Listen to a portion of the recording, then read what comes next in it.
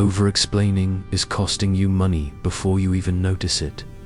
Not because talking too much somehow blocks abundance. Because the moment you feel you have to justify a decision before you trust it, you start negotiating against yourself. You soften your price.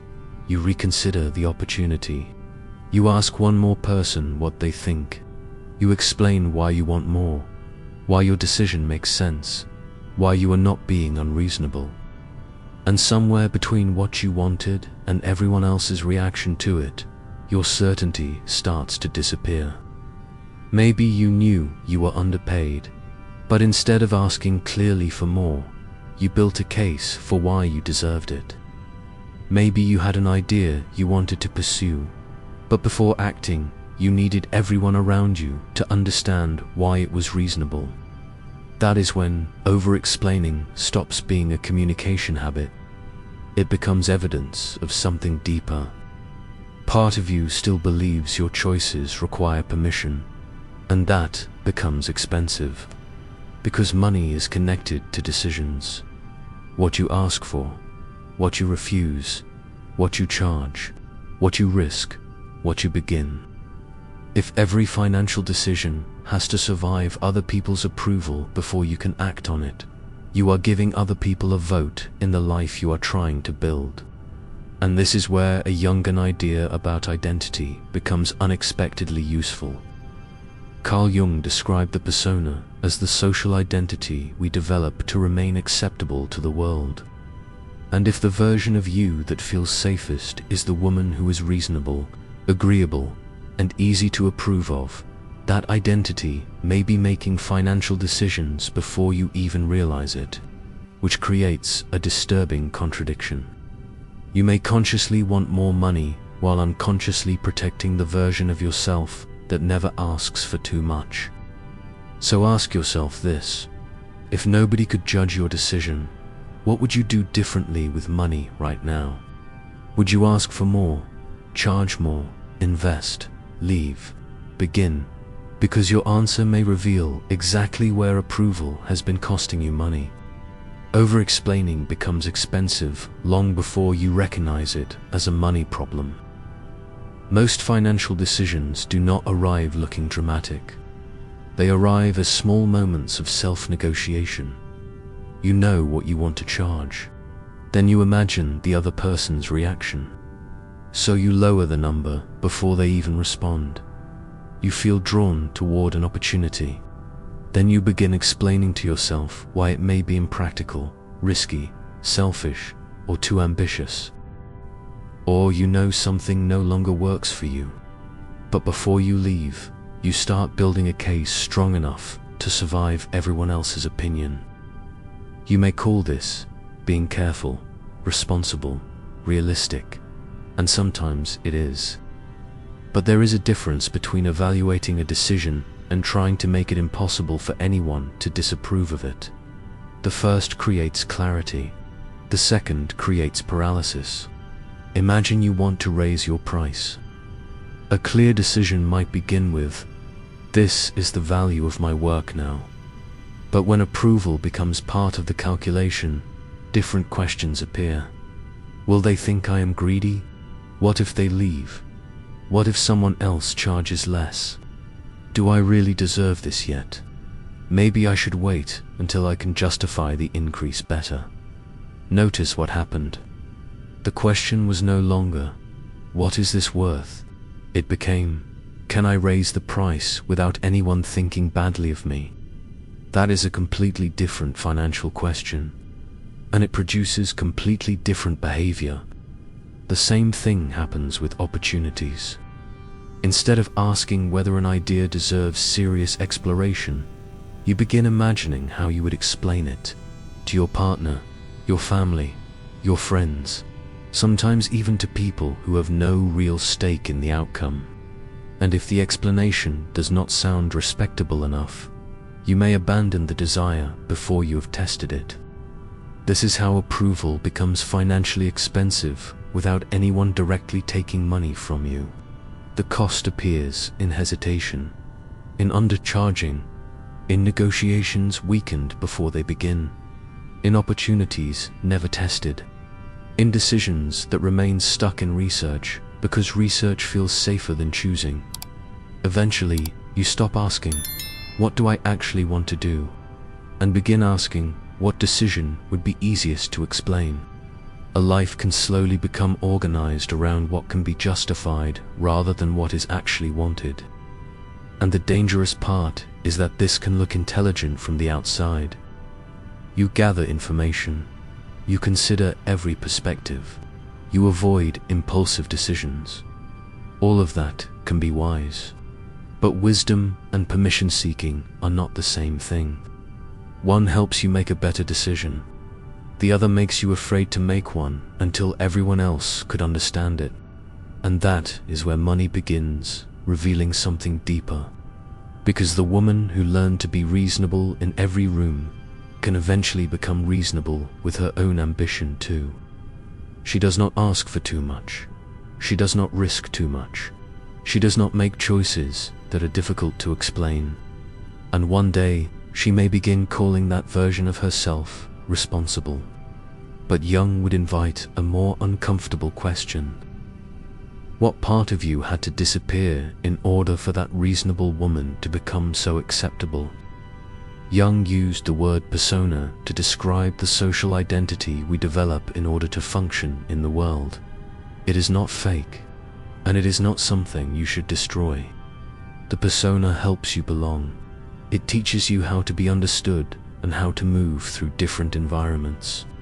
The problem begins when the version of you that earns acceptance becomes the only version of you allowed to make decisions. For many women, that version is not weak. She is reliable, thoughtful, emotionally intelligent. She considers consequences. She does not create unnecessary conflict. She knows how to explain herself. And because those qualities are genuinely valuable, almost no one notices when they become restrictive. Maybe you learned that being reasonable kept the atmosphere calm, that being helpful made you easier to love, that saying no required an explanation, that wanting more needed a good reason. No one had to explicitly tell you not to become too ambitious. The lesson could arrive more quietly.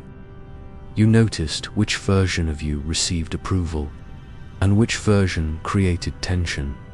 So you adapted, not because you were weak, because belonging matters, but adaptations have consequences. The woman who learned to keep everyone comfortable may struggle to name a price that makes someone uncomfortable. The woman who learned to be grateful may feel guilty when gratitude is no longer enough to sustain her. Because money has a way of confronting the persona. To earn more, you may have to ask for more. To build something, you may have to risk being misunderstood. To become financially independent, you may have to tolerate something the reasonable persona hates. Not everyone will approve. Part of you may genuinely want more freedom, more choice, more control over your time, but another part may still be protecting the identity that kept you accepted. One says, "I want to grow."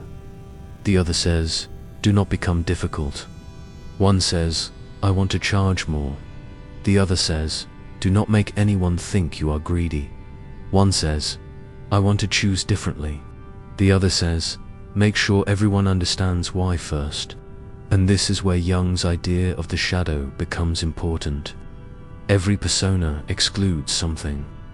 If your identity is endlessly reasonable, what happens to your ability to demand? If you must always be selfless, what happens to the part that wants something for itself?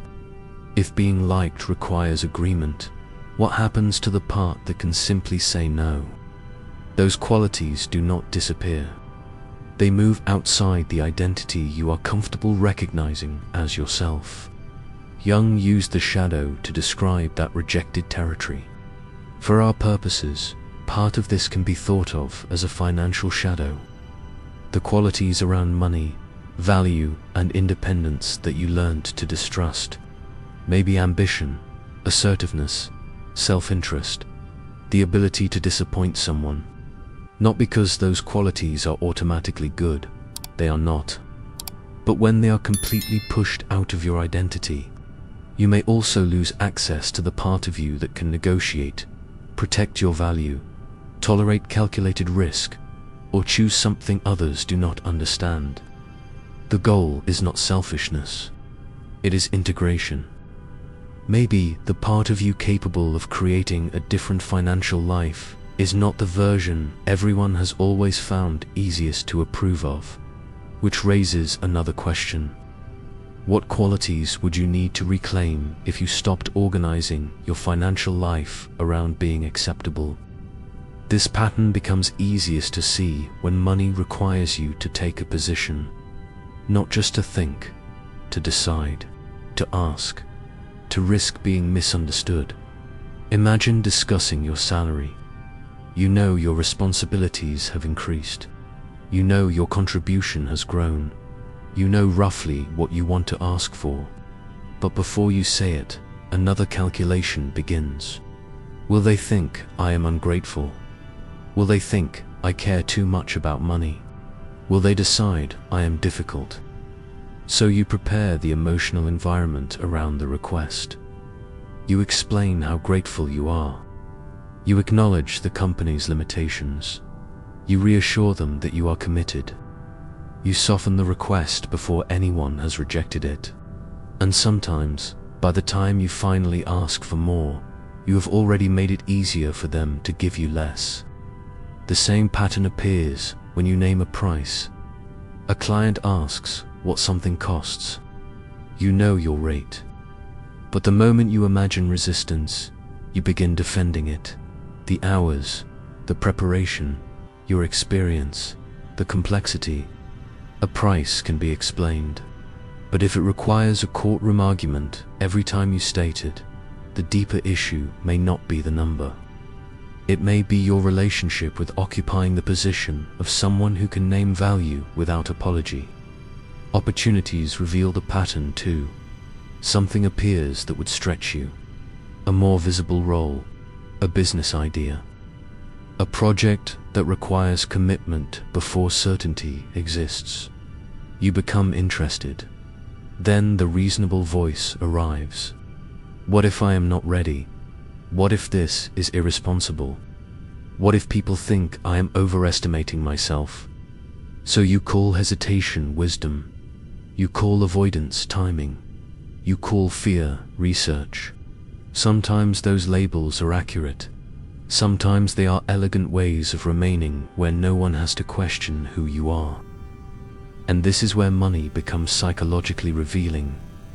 Money does not only change what you can buy, it changes what you can refuse, what you can leave, how much dependence you must tolerate, how many options you have.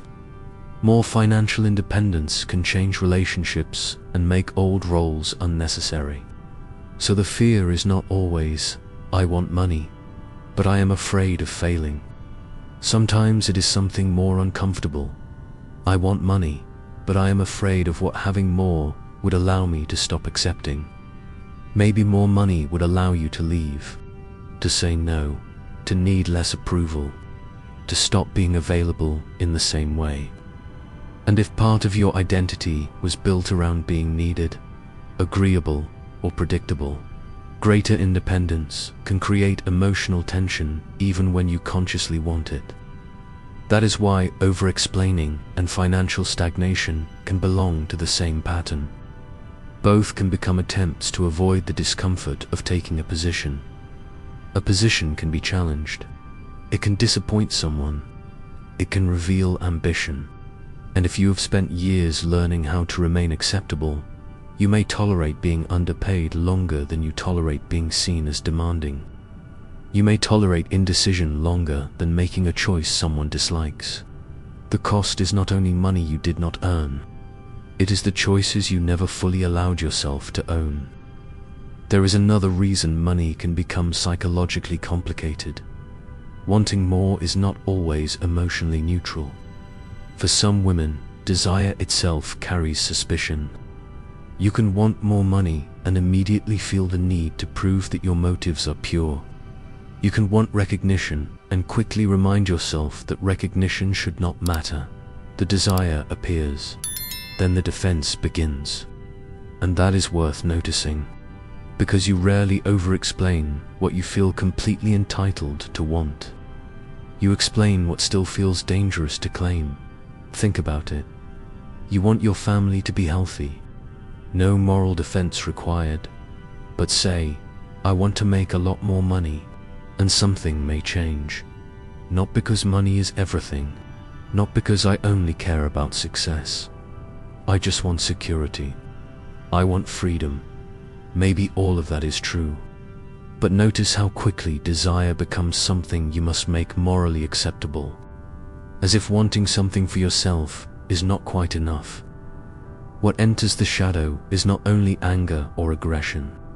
It can also be ambition, visibility, competition, the wish to have more than you currently have. Especially if the identity you learned to value was modest, grateful, undemanding, or selfless. Then desire can return indirectly. You admire someone who asks for more, then judge her for being too aggressive. You become excited about an opportunity, then spend 3 days explaining why it probably would not work. You tell someone you are considering a higher paying role, and immediately reassure them that money is not the only reason. One part of you names the desire. Another immediately tries to make it acceptable. Assertiveness becomes crucial here. Assertiveness means being able to say, this is what I want. This is what I will accept. This is what I will not accept. I understand that you disagree. My decision remains the same. For someone whose safety has been connected to being understood, those sentences can feel far more dangerous than they actually are. Because assertiveness removes something over-explaining tries desperately to preserve: universal approval. And there is an important difference between confidence and assertiveness. Confidence asks, do I believe I can do this? Assertiveness asks, can I remain here when someone wishes I would move? Financial decisions require both. So does healthy self-interest. Healthy self-interest is not the belief that only you matter. It is the recognition that you also matter. Your time, your future, your financial security. If self-interest has been confused with selfishness, you may repeatedly protect everyone's comfort except your own future. And eventually you may create a strange compromise. You want success, but not so much that anyone feels threatened. You want independence, but not so much that anyone feels unnecessary. You want money, but you want to acquire it without ever appearing ambitious. You are trying to create a larger life without becoming larger inside it. Integration means you do not have to choose between caring and ambition, between thoughtfulness and decisiveness, between loving people and becoming less dependent on their approval. The goal is not to become a different extreme. It is to recover enough range that you no longer reject a quality simply because it once threatened belonging. Which brings us to manifestation.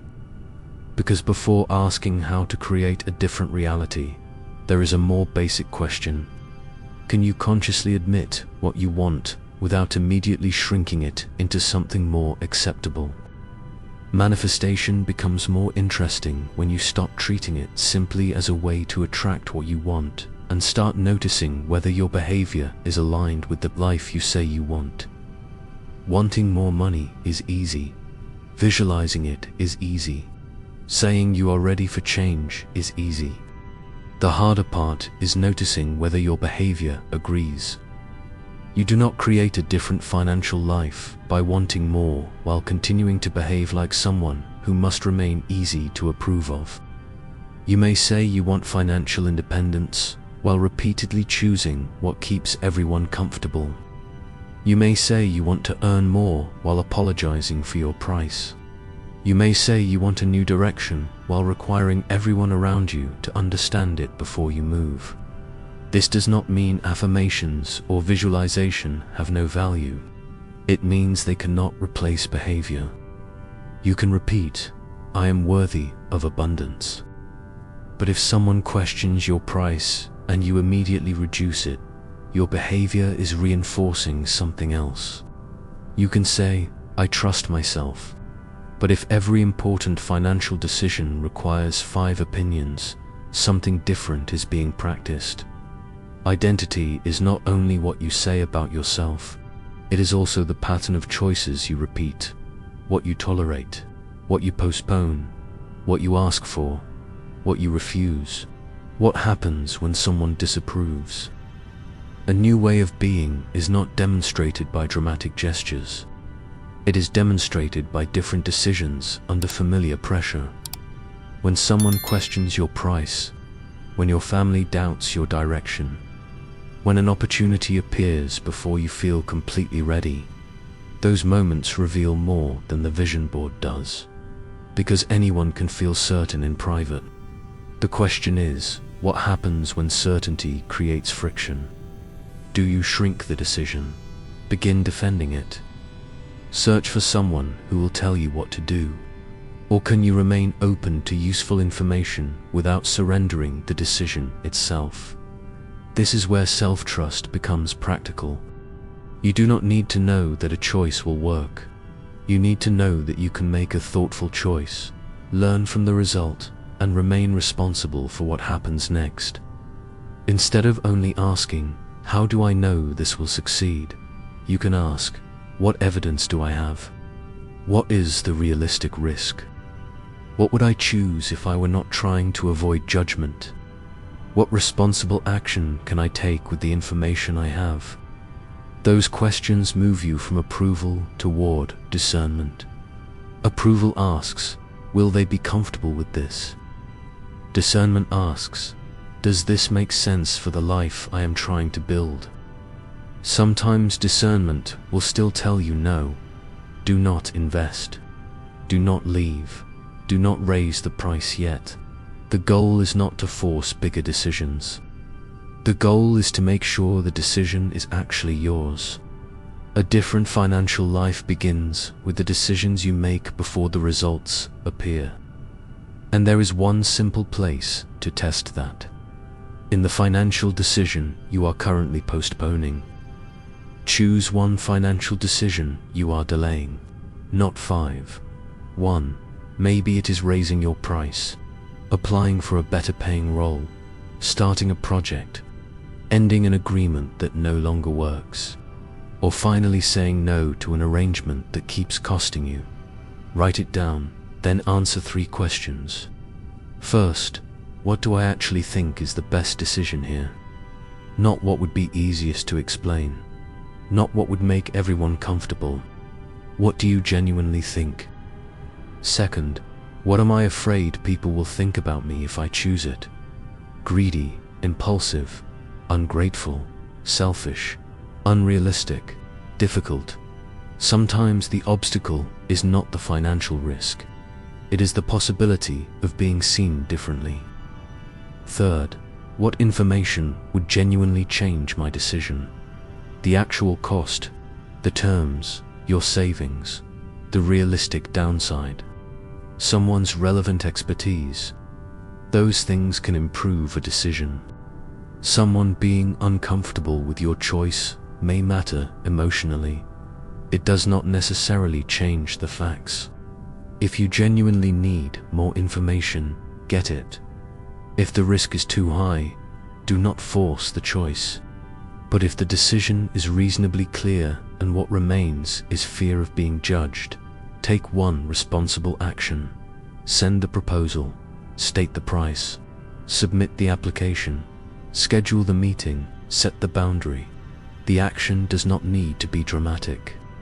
It needs to be yours. Then notice the urge to explain, to send another message, to soften what you said. Pause there.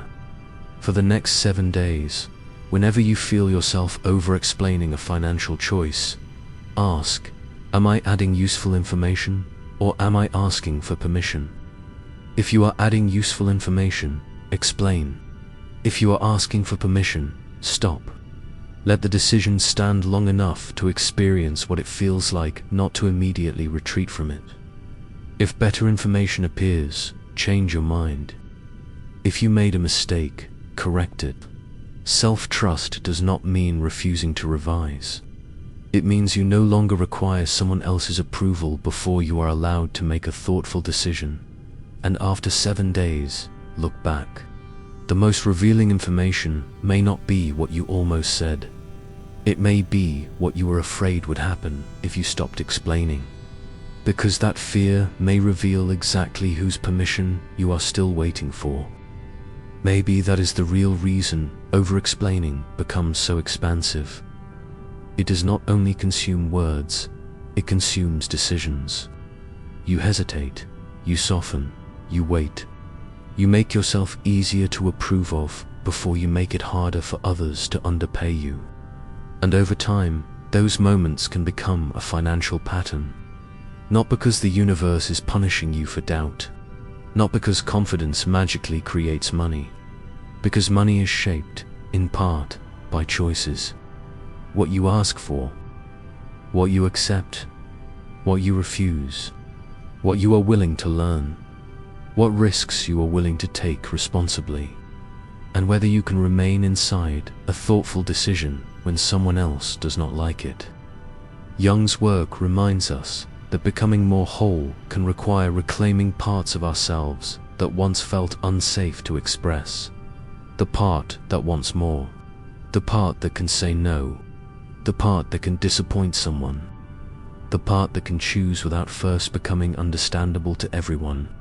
Manifestation, in this sense, is not pretending the result already exists. It is noticing whether the person making your financial decisions is compatible with the life you say you want. Maybe you do not need another affirmation. Maybe you do not need one more opinion. Maybe you do not need a better explanation. Maybe you need to notice the moment you already know enough to choose, and then stop turning that choice into a request. Because the door in front of you may not be locked. You may already be holding the key. The question is whether you still believe someone else has to tell you that you are allowed to use it. So the next time you catch yourself explaining a financial decision long after the useful information has run out, remember this. You are allowed to think carefully. You are allowed to change your mind. You are allowed to make mistakes. But you do not need permission to take your own considered decisions seriously. That may be where you stop waiting for permission and start making decisions that can support a different financial life.